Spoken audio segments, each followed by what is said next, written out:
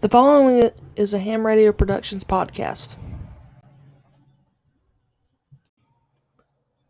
Hello, everyone, and thanks for tuning in today. I'm your host, Ashley, and really excited about the topic for this episode.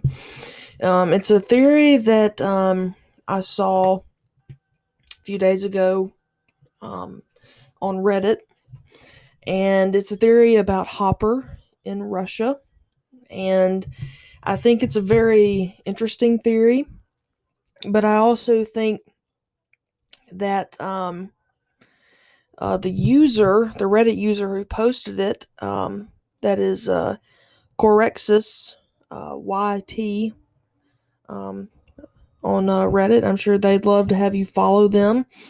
But Corexis YT posted a theory about Hopper in Russia and how, and this theory is one that I certainly wasn't expecting to see, but I do think there's a lot of reason to think that this could actually happen this season. And so on this episode, what I'm going to do is, or at least in this segment, I'm going to read to you Corexis' theory, and I'm going to also read to you their evidence for supporting the theory. And then in our next segment, and I think our third segment, I will be expounding upon not so much the theory, because again, that's their theory. I don't want to really steal their thunder, but I'm going to be expounding upon the evidence that Corexis provides for the theory. And then I will finish the episode by kind of giving my argument for why I think this theory holds up and will hold up. And, I must say, if I'm Corexis and my theory is correct, I am writing the Duffer Brothers, Stranger Things, Netflix, whatever, and asking for my cut from the season. That's just me. So without further ado, I'm going to read their theory. So let's get started. Okay, so the theory that was posted on Reddit is really about time travel. And so the theory via Corexis on Reddit is, quote, Jim Hopper is trapped in a 1950s era Soviet Gulag, and the gang uses the Upside Down as a quote-unquote pocket dimension to travel back and save him, end quote. So I'm going to get into that, especially the bit about the pocket dimension, because if you're wondering what that is, don't worry. I also had to look it up, and was very intrigued by the answer. Okay, so moving on to the evidence that Corexis provides. Quote, let's start with the ray that's sent Hopper there in the first place. It's already been established that ray opens portals. Definitively to where, but possibly to when as well. Also, Instagram and Twitter posts by the show's official account show upside-down clocks, possibly hinting at time travel using the upside down. There were also set photos released showing 50s-era vehicles, not to mention the numerous Back to the Future references in Season 3. End quote. More solid evidence. Quote, judging from the terrain, they seem to be in a Siberian gulag, all of which were closed in 1960. The fact that there are still working vehicles and numerous cars mean that it is still in service, which places this before 1960. Season 4 takes place in 1985 or 1986. Why did I say a 50s era gulag? The railway that they're building in the late 1940s and early 1950s, Stalin was famously building what is now called the, quote, railway to nowhere, end quote, which Gulag prisoners worked on, and was the only time that a Soviet railway was built by Gulag prisoners. The guards themselves also lend evidence, as their uniforms appear to be the 1940s and 1950s Soviet winter gear. The weapons they have also appear to be strange, and this is one you really got to pay attention to in this last bit, because I'm really going to dive deep into this part. We continue. The weapons they have also appear to be strange, as they have AK-47s and what appears to be an AKS. While if it was the 1980s, they would likely have AK-74s and AK-74Us. End quote. There's a big difference in these guns, by the way. I looked them up. So they go on. Correx is going to say their ending conclusion. The theory sounds bonkers, but they firmly believe it has a possibility of being right. Well, Corexus, if you're listening to this, I also agree. I agree that you could be onto something here with this theory. And I'm mostly going to spend most of this episode discussing the historical basis for this theory, but also in terms of Stranger Things, I really want to talk about that last bit from Corex's theory regarding the guns, because I think it fits a lot into the theme Stranger Things, and that is that everything is upside down. So that concludes our first segment here. Just give you a rundown. I wanted to read the theory to you and just read the preliminary evidence from Corexus, before I get into my own research into this, the railway to nowhere, and my own analysis of this theory. So stay tuned, and we'll be back for more. Okay, so for this segment, excuse me, I will be diving deep into Stalin's railway to nowhere, which, as you remember, is what Corexus was referring to in their theory, basically saying, that the construction for this railway, which they presume to be this particular railway, occurred in the late 40s, early 1950s, and not the 1980s.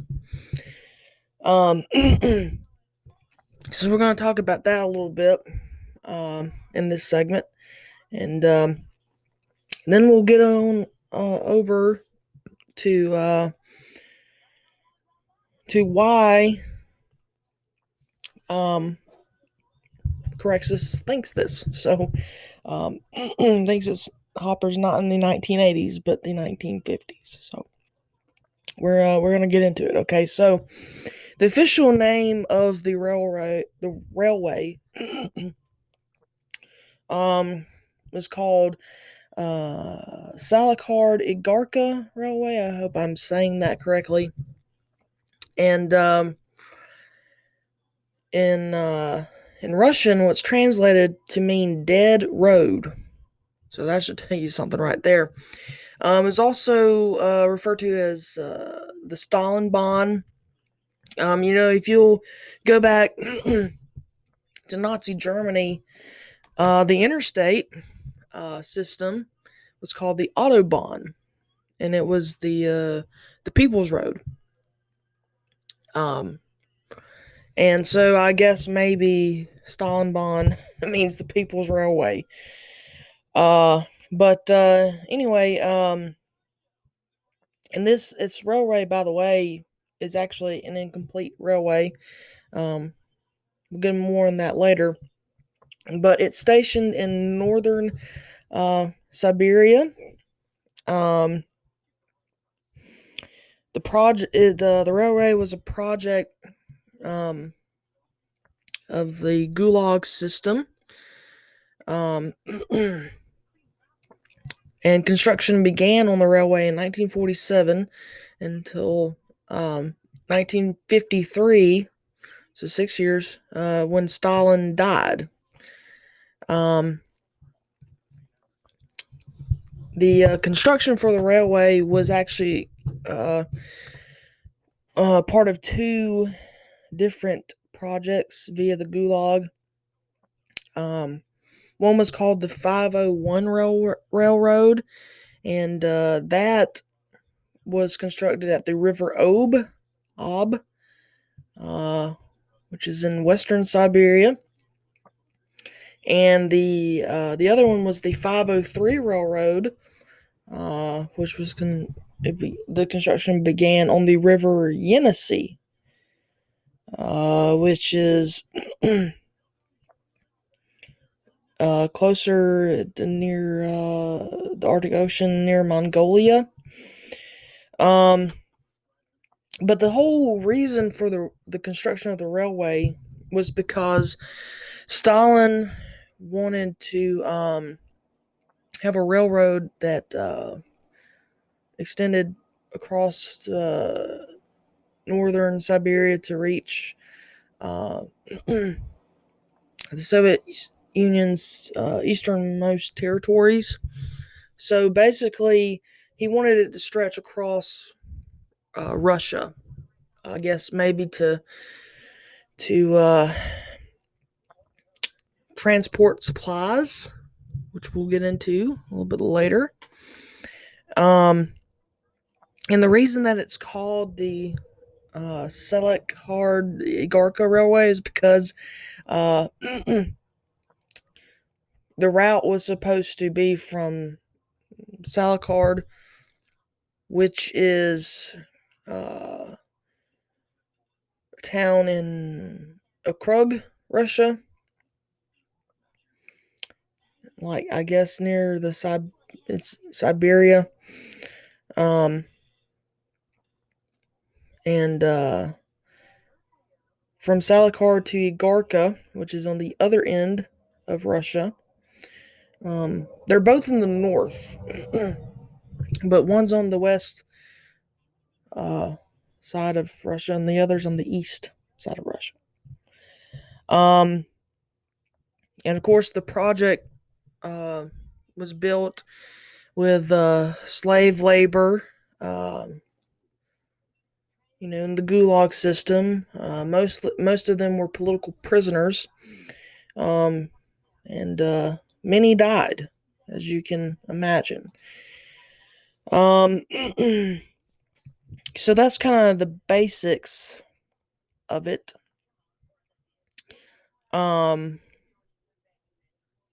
So I'm going to dive into a little bit more of the purpose, and this may give us an idea. And actually, if you go online and you can look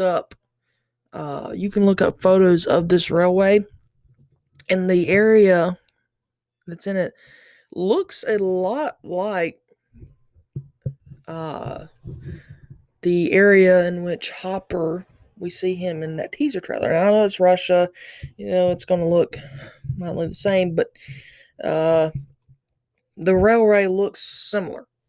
So, all right.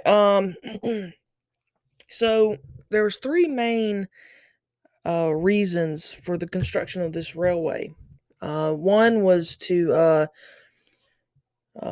export nickel, uh, which is used in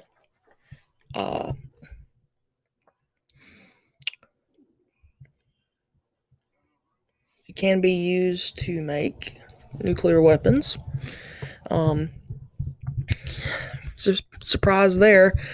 So it's to number one was to export nickel, um, which means bring in nickel from town of Norilsk, which is in Krai, Russia, um, and to also provide labor for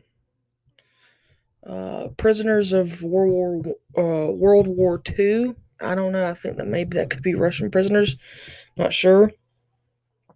Um, then to connect the seaports of Igarka and Salikard with the Western Russian railway network. So to connect other railroads. Um, and this is very interesting. Um, Soviet industry, like the factories and such, excuse me, relocated to Siberia during the war, and so the Soviet leaders, based on that, um, saw that as an opportunity to uh, use the river systems,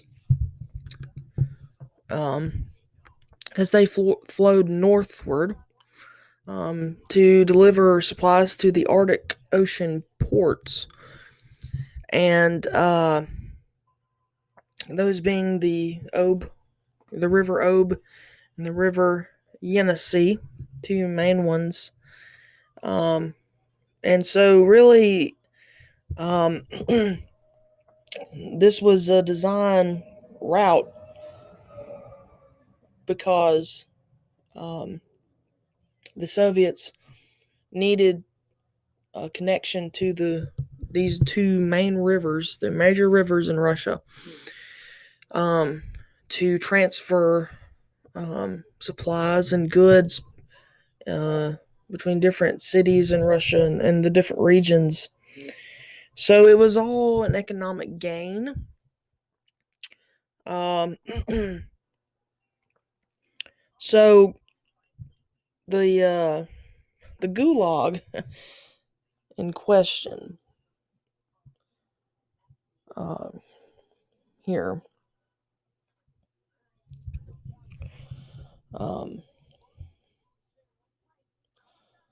so how many Gulag prisoners worked on this? Well, a lot. There were a lot. Um, so an estimate of anywhere from between 80,000 to 120,000 uh, laborers or prisoners worked on it, the construction of the railway. Um, Obviously, it was probably worse in the winter because of the cold, food shortages, frostbite.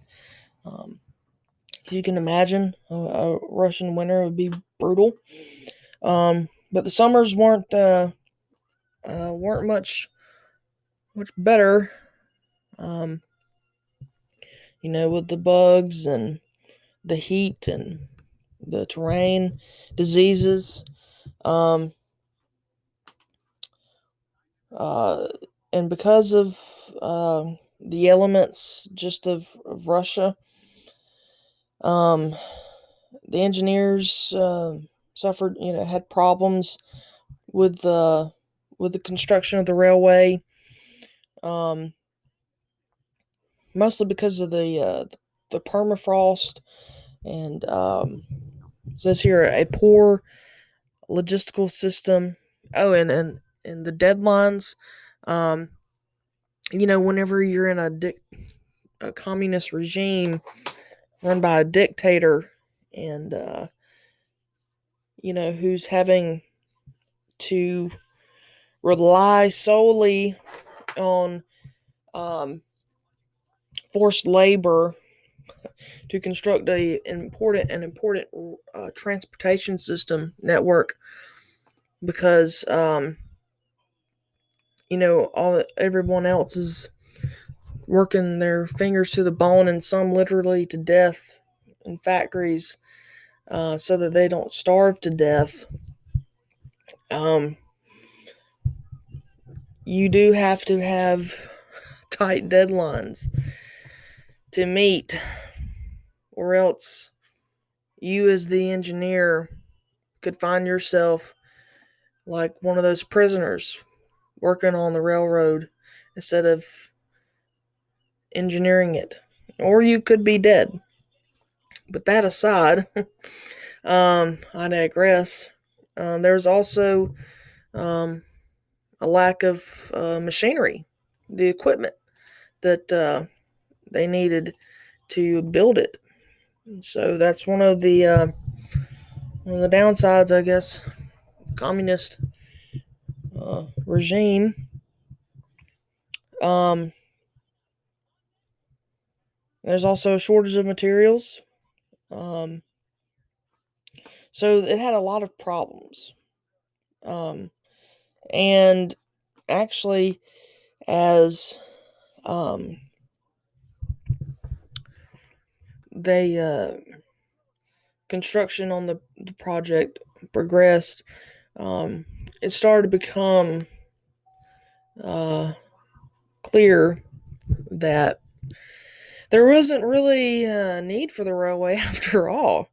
Um, yes, it took them a little bit longer than expected because it says here that in 1952, Soviet officials issued a permit um, that reduced um, the speed of the work, the project, and it was officially the construction on the railway, Stalin's railway to nowhere, was officially halted and stopped in 1953 after Stalin died.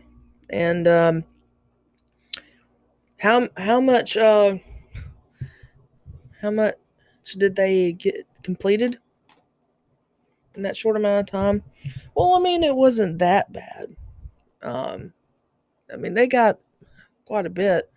434 miles, which, I mean, that's a good bit.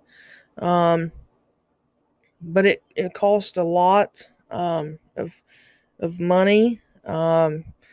260 million rubles, which if you're wondering how much that would have cost in US dollars, 10 billion in 1950s dollars. Can't imagine what that would be like today. Um, and which is or excuse me, 2.5% total Soviet capital investments during that time. So yeah, it was a very costly project. Um, but the Soviets probably could have cared less about that. Um, eventually, frost heaves and other structural failures destroyed the project. Mostly because it was constructed very poorly. Which again, when you have forced uh, labor, mostly whom are political prisoners who probably never worked on any sort of construction a day in their lives by this point, yeah, you're probably going. That's what you're going to get. And if you don't have the materials and the tools in which you need to complete a project like that, yeah. But you tell I'm a little bitter about that. I'm just kidding. But and it says here that a total of 11 trains or locomotives and 60,000 tons of metal were abandoned. And yeah, that's a lot. Um, but the telephone network in the area did remain in service until 1976.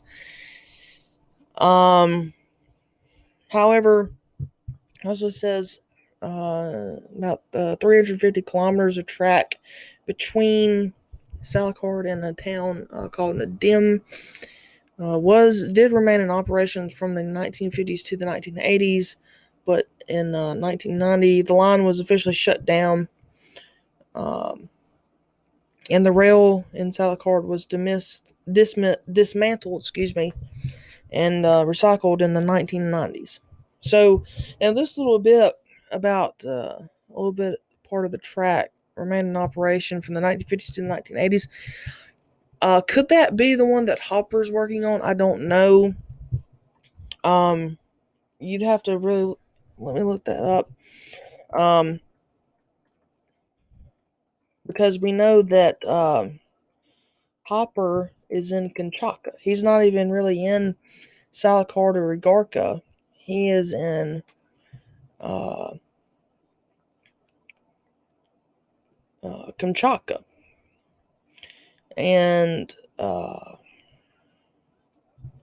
trying to look up to see the general area of where Kamchatka is in relation to Nadim. Because I'm sure they're different places. So let's see.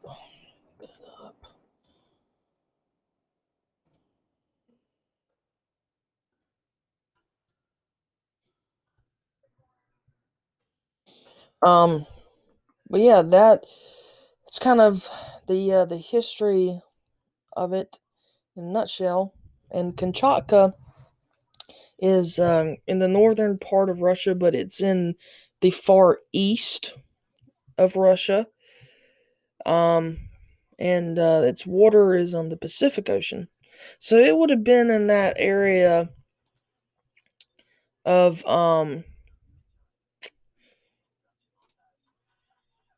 it would have been in the same area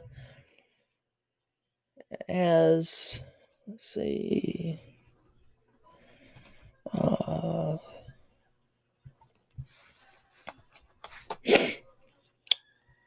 it would not have even been close to Igarka or Salakard. So, if this theory holds up, Hopper's not on that side. He's probably on the end where they're finishing it. Let's see where Nadim is.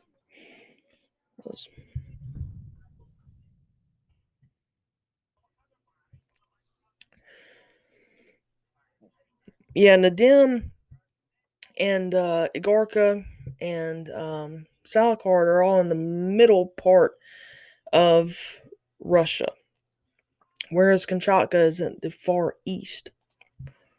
So,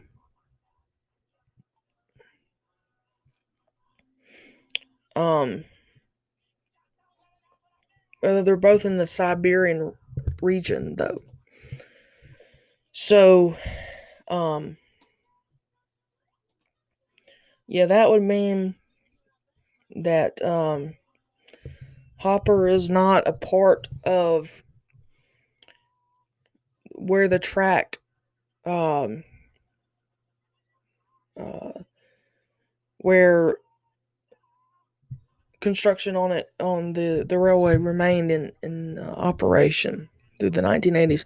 So, based on that, um, yeah, I mean, you definitely do have to believe seriously that Jim Hopper may not be in Russia in the 1980s, because they never give us a time. You notice that they only give us um, the area. But now, at the beginning of season 3, in episode 1, the very first scene they show is in Russia in Kamchatka in the year 1984. Okay, when the Russian scientists are working on the machine. With the machine, which we now know they were using to open the gate. Now, that is not the same place as the teaser trailer that was released in February 2020 with Hopper in Russia. That is not the same place. They're not in. It doesn't look to me like the same place. in Kamchatka. It looks completely different. And so, our next segment, I will be discussing the guns that Corexus was talking about in their theory, because time is of the essence, and I've learned, if there's anything I've learned from watching Stranger Things, is that every little thing matters in the show. You have to pay attention. They love to use imagery and things. They love to use numbers to represent certain things, and that's what I love about the show. The mystery that is constantly occurring, and I think probably more than the railway, the guns really stick out, and the uniforms. We'll talk about the uniforms as well. So sit tight, and we'll stay tuned in, and we'll be back in just a few moments. Okay, so we are back for our second segment on today's episode. On this segment, I want to talk about the difference between the AK-47 and the AK-74 guns, and why is it significant? Well, because if you'll recall that in the Hopper trailer, the guards are carrying guns, and Corexus had a really good theory on the guns, and why Hopper is not in a 1980s Gulag, he's in a 1950's Gulag. So we'll get into the guns, and we'll also talk a little bit about the uniforms the Russian guards are wearing, and then after that, our next segment, we're going to talk about pocket dimensions and wormholes and time travel. And I know that's what you came here for. So without further ado, here we go. So the AK-74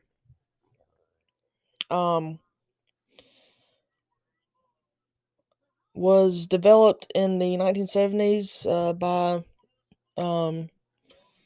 a Soviet weapons designer named Mikhail Kalashnikov, to kind of replace a version of the AK-47. It was the AK-74 was first used in the Soviet Afghanistan War in 1979. And it's been in service since 1974 till now, with a newer model coming in 1991 called the AK-74M. And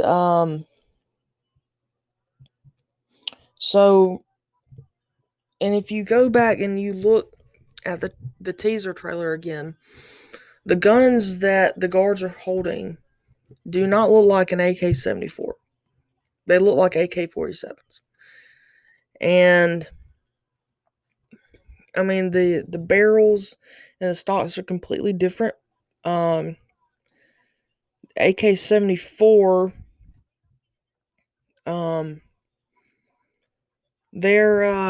these are some of the specifications for the size of the gun. The mass is 6.8 pounds without a magazine. With a 30 round magazine, it's 0.51 pounds. With the 6H5 bayonet, it's 0.71 pounds. Length, it's 37.1 inches. Stock extended, 37.1 inches. Stock folded, 27.2 inches for stock. And if this is the uh, 690 millimeter, so on and so forth. The barrel length for is 16.3 inches for like standard AK-74, but the AKS-74U is 8.1 inches.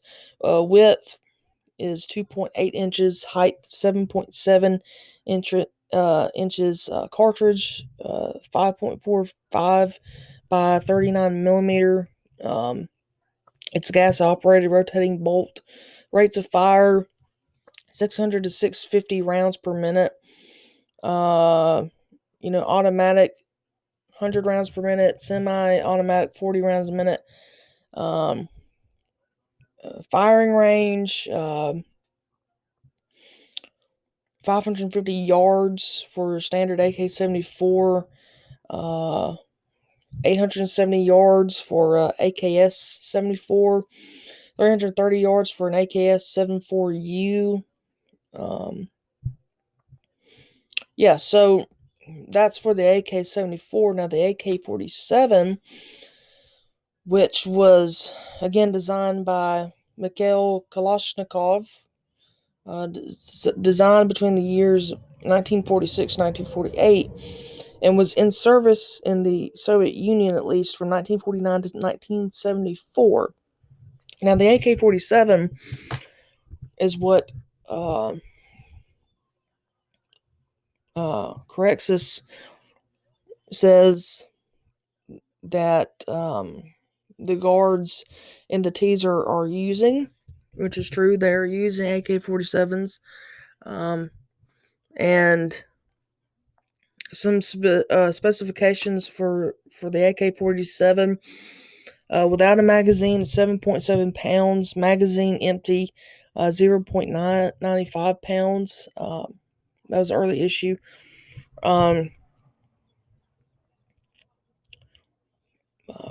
Material for the steel material 0.73 pounds, plastic 0.55 pounds, light alloy 0.37 pounds, length fixed wooden stock 35 inches, folding stock extended 34.4 inches, stock folded 25.4 inches, barrel length, overall length 16.3 inches, rifled bore length is 14.5 inches, cartridge 7.2 times 39 millimeter.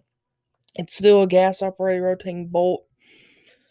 Rate of fire, Silic rate of fire 600 rounds per minute. Combat rate of fire semi-automatic is 40 rounds per minute, and bursts of 100 rounds per minute.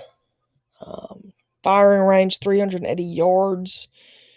A completely different gun from the AK-74. It doesn't seem, the AK-74 seems a little bit more powerful just from reading it. Not really that much of a gun expert outside of your standard guns, But again, this checks out as well.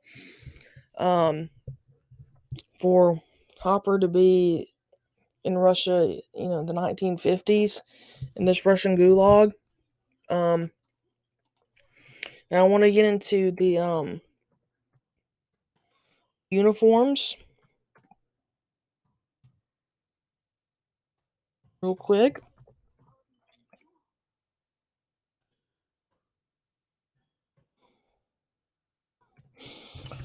Um, and the uniforms that they're wearing in the teaser, to me, do look circa 1950s, 1940s era.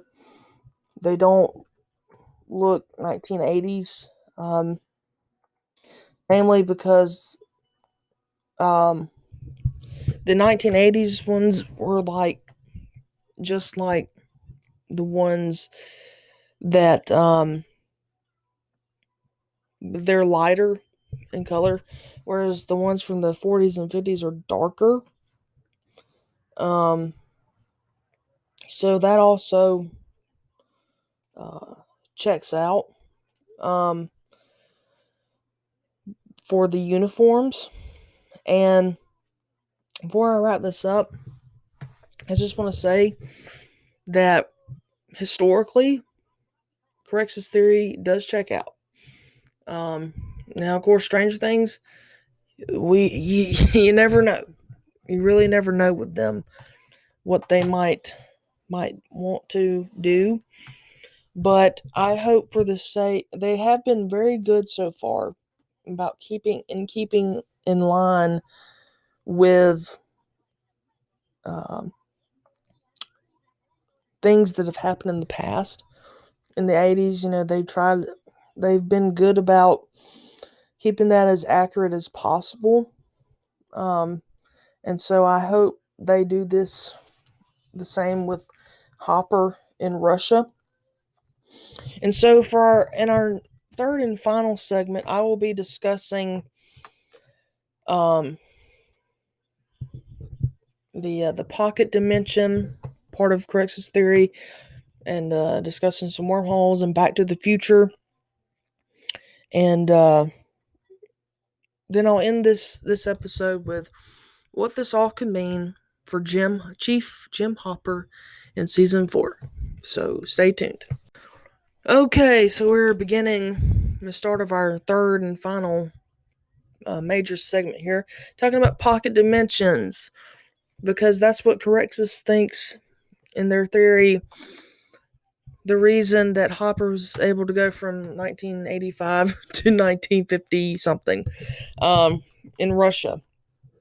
Um, so a pocket dimension is a concept in what is called inflationary theory, which is basically like cosmic inflation, um, which is a theory of exponential expansion of space in the early universe.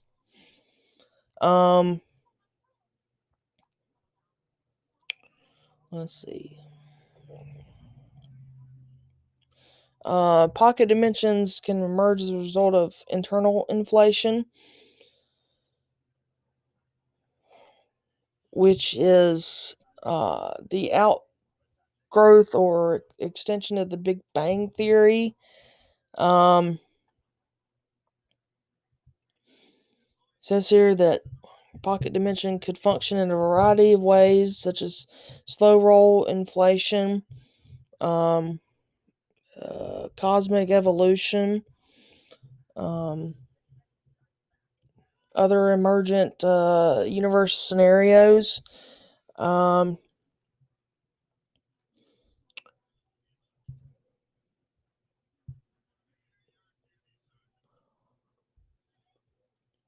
so basically, a pocket um, dimension is basically a universe which undergoes um, cycles which are preferred because they produce habitable conditions repeatedly inside each pocket. Um, and I kind of take that to mean that it's basically like a time machine, pretty much. Um, and it kind of made me think that what if the machine that the Russians built was not merely just a machine to open the gate? What if it's really a time machine? Hmm? I mean, what if it really is basically a time machine and they are using it to open up the gate so they can go back in time to get a Demogorgon or whatever in the Upside Down, however they found out about it. And when Hopper, well, let's assume that Hopper jumped through um, the gate just as it was about to close, and it sent him back to 1950s era Russian Gulag. But when the machine exploded, what if when it exploded, I know I'm going to say something you really don't want to hear, but what if when it exploded, it trapped him in 1950, whatever, in the Russian Gulag? And I say that because, well, first of all, I say it's a time machine because the green goo, that liquid that Erica wanted to drink because she was thirsty. Yeah, I think that is some sort of uranium or something nuclear. And you have to go Back to the Future. Again, if you haven't watched the movie, I encourage you to do so. Um, because I know there's a lot of Stranger Things fans out there who don't want to believe this, but I think they need to wake up and smell and hear the music on this one. I think time travel will be in this season, whether you like it or not. I just think that's the case. Um, but I digress. So, in Back to the Future, what sort of fuel does Doc use to fuel the DeLorean? Not gas, not diesel, not even peanut oil, cooking oil from the Chinese restaurant. No, plutonium that he stole from Libyan terrorists. That is what he uses to fuel the DeLorean, because it makes the DeLorean go pick up enough speed, and however he has it set, the time machine on it set, can only be activated by a nuclear element, a nuclear gas, nuclear fuel, you know. And so, and the Russians, even in the 80s, were still, doing stuff with nuclear weapons. They still are today, but not quite as bad, I think, as when they were still the Soviet Union. I think because they never really tell us what the green liquid is, other than when it breaks and it fizzes out, like burns a hole in the wall. Um,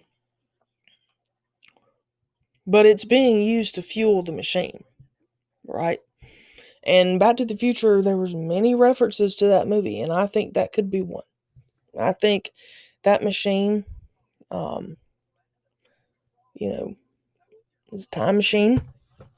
And also in Back to the Future, in the first movie, the DeLorean like breaks down, and it's like only in the nick of time that Marty and Doc are able to get, or Marty is able to get it working again, because if he doesn't, he will be stuck in 1955.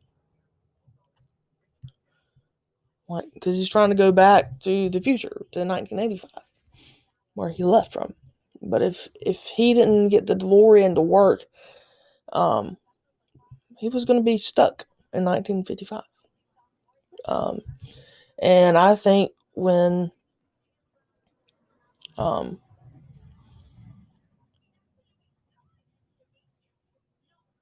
that machine blew up, I think it trapped Hopper um, into 1950s.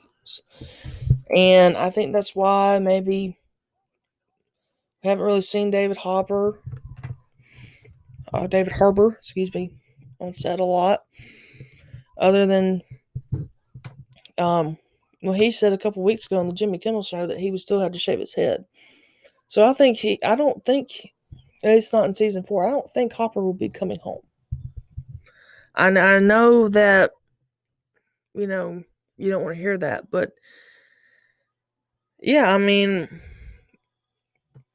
I don't think that. So I'm going to talk briefly about what a wormhole is.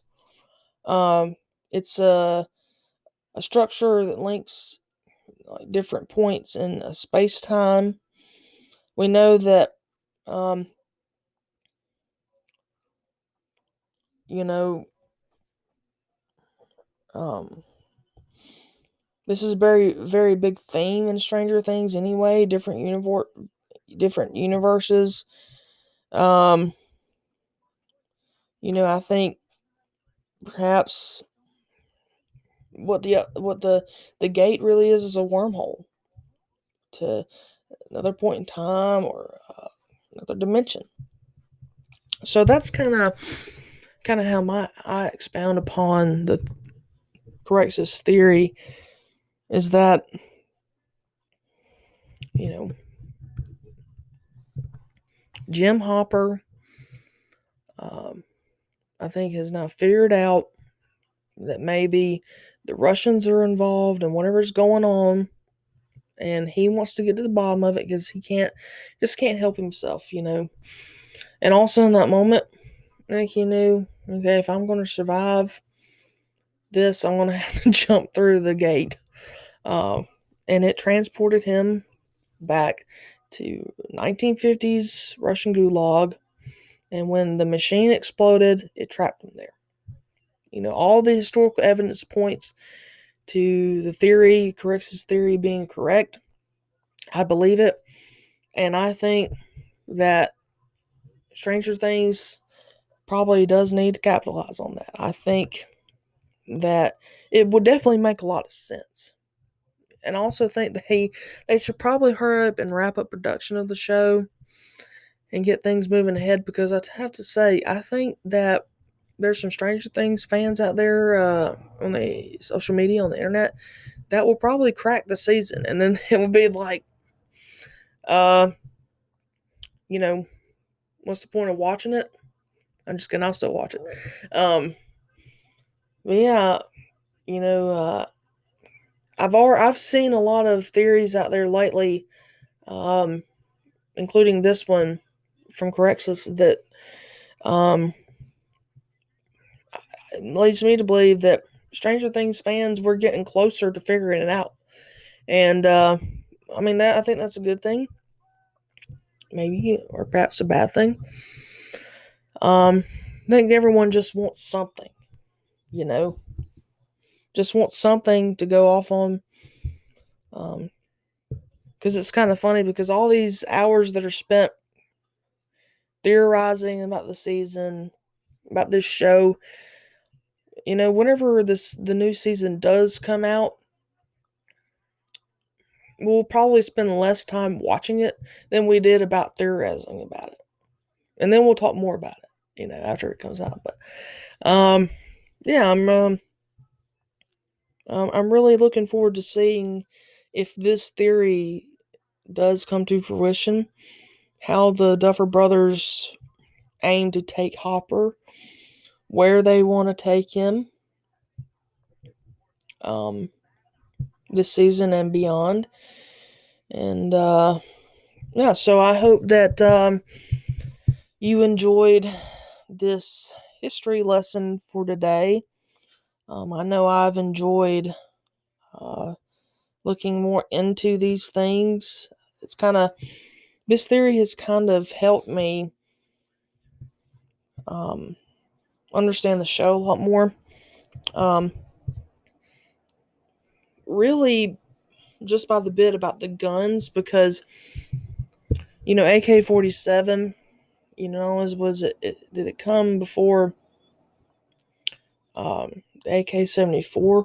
But if you flip the numbers, they're like 74, 74. They're like the opposite, the upside down. And I don't think that's a mistake. Like there have been a few writing mishaps in this show in the past, but I don't think that was a mistake. I don't think they would make such a noticeable mistake like that. So, So I'm going to wrap it up with that. Leave you with some food for thought. Um, and yeah, so I just want to say thank you to Correxus on Reddit for posting that theory. I think it's going to go a long way. And hope you enjoyed listening today. And we'll be back next week, next time, with another episode of the Through the Ham Radio podcast. Over and out.